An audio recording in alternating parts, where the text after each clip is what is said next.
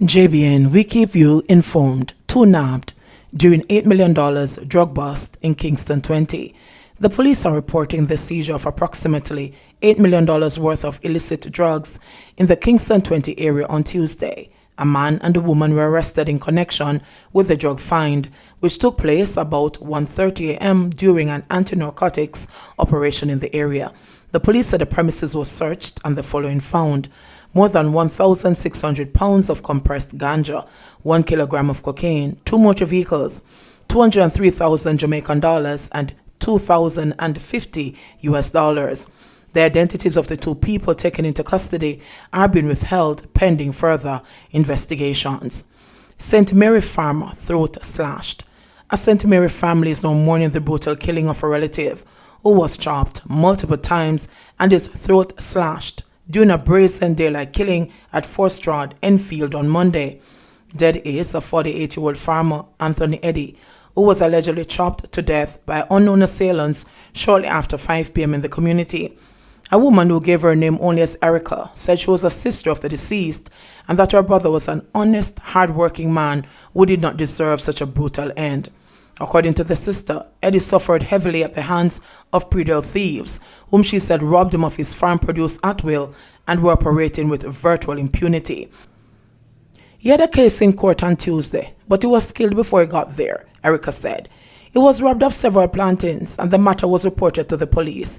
He, along with another man, was scheduled to appear before the judge on Tuesday.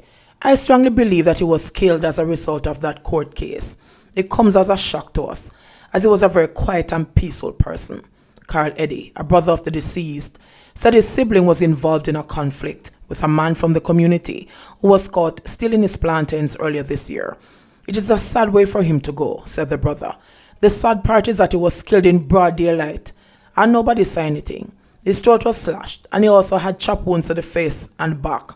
A police report said Eddie was killed about 5 p.m. on Monday, with the body showing 3 chop wounds to the back, 1 to the face, and the throat slashed.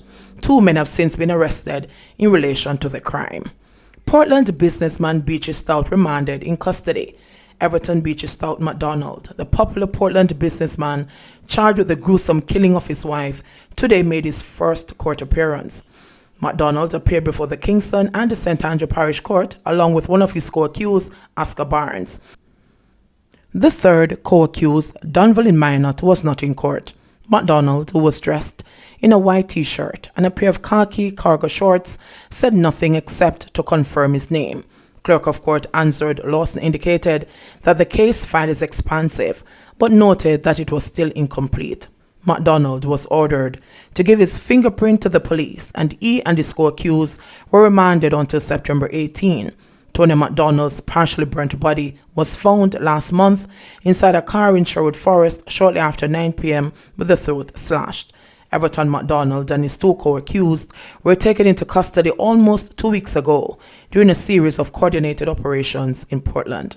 Constables' vigilance led to apprehension of armed robbers in Manchester. 5 men are to face the court to answer to charges of robbery with aggravation and illegal possession of firearm and ammunition following an armed robbery in Coffee Grove, Porus in Manchester on Sunday, August 16. They are 28-year-old Andrew Cowans, a farmer of Spanish Town Road, Kingston 11, 25-year-old Musha Sinclair, otherwise called Rasta, a laborer of Oakland Road, Kingston 11, 27-year-old Kimoy Jeffrey of Oakland Road, Kingston 11, 29-year-old Keno Anderson, otherwise called Barbados, of Waltham Park Road, Kingston 11, and 22-year-old Chris Bennett, a laborer of Oakland Road, Kingston 11. Reports from the Porus police are that about 8 p.m., armed men went to a sports bar in the Coffee Grove community and demanded cash, cellular phones, and jewelry from the occupants. The men then reportedly escaped in a Honda motor car that was parked outside. A constable who saw what was happening made contact with all the police units in the area, and after extensive coordination, the vehicle was intercepted in Clarendon. 1 hour following the incident, the police said. The vehicle was searched and the items were recovered. The men were arrested and later charged. The police say they are scheduled to appear before the court at a date to be confirmed. Alleged fraudster held after 3 years on the run. The police say that a man who has been fleecing hefty sums of money from persons he tricked into believing that he could source motor vehicles and other services as long as 3 years ago is now in custody. The man, whose name has been withheld because he was not yet charged, was reportedly held last Monday in Portmore. One of the victims, who has since been contacted by detectives assigned to the fraud squad and told to bring in evidence of payments, said that he is eager to be reimbursed. "I was to go yesterday, but I didn't get the time off. I'll be going in as soon as possible," the victim said. "I knew the accused because he was my daughter's godmother's friend. He showed me websites with his name and pictures of cars that he imported for persons. So convincing was the accused that the victim said he paid the alleged fraudster $500,000 in July 2017 with the expectation of getting the new car in September for his birthday. Him can't convince God to live a hell with Satan, the alleged victim said, of the suspect's ability to persuade someone. He has, however, not seen the fraudster since he asked for a refund in October 2018. "When I gave him the money, he said it would take 3 months to get here. He made me go off 1 week straight," he said. "From I tell him about refund, the man leave him house at Langsville Park in a Clarendon, leave everything in there, and not come back." He said that he made a Facebook post that went viral, and 4 other alleged victims made contact with him and shared similar stories. It is understood that some of the victims had solicited the services of a private investigator. Head of the Police Communications Arm Senior Superintendent Stephanie Lindsay said that the main suspect was in custody. Gunmen steal $700,000 from yam farmers. Detectives in South Trelawny are now asking residents to be on the lookout for men impersonating yam farmers who stole more than $700,000 from an elderly farmer and his son in Green Valley District last Saturday. Reports are that about 1:30 p.m., the 66-year-old farmer and his 37-year-old son were at home when they received a phone call from someone who identified himself as a farmer. He informed them that he had more than 1,000 pounds of yellow yam for sale. The farmer and his son made arrangements to pick up 800 pounds of the yam in Green Valley. They drove to a section of the area known as Greentown, where they were directed by cell phone to a premises. They were ambushed by 3 masked men armed with handguns, who took their cash, along with a Samsung Galaxy cell phone, a knife, and their machetes. The robbers then made their escape on foot. Commanding Officer for Trelawny Superintendent Kirk Ricketts said that it was a most unfortunate incident, as robberies have been down significantly in Trelawny. In fact, we have seen only 7 robberies since the start of the year compared to 13 at the same corresponding period last year, and a number of these robberies have already been cleared up, Ricketts said.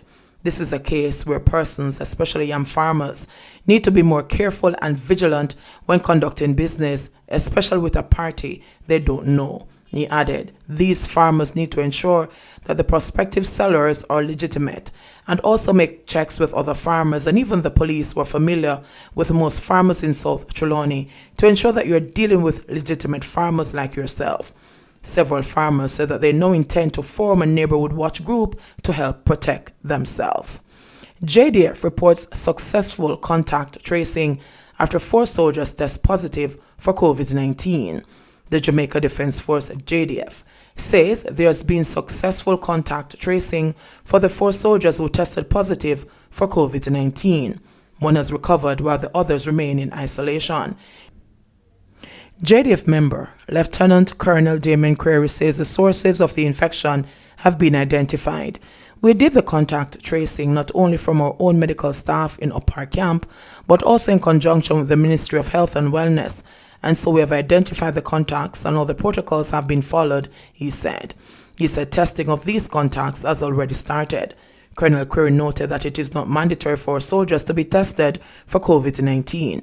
We follow the Ministry of Health guidelines, and so where it is deemed necessary, we did the test. In fact, because we have interaction with the public and because of our desire to ensure that we are always in a position to be able to carry out our duties, we're perhaps going even a bit further by ensuring that the conditions under which our soldiers live and work are kept in a sterile way and all the necessary protocols are followed, he explained. In the meantime, since the soldiers' positive test, movement has been restricted at military camps, bases, and the duty stations as part of efforts to limit the spread of COVID-19. Colonel Query said despite the confinement, soldiers continue to carry out their duties. JBN, we keep you informed. Please remember to subscribe, like, share, leave us a comment, and click the notification bell to receive our daily news items.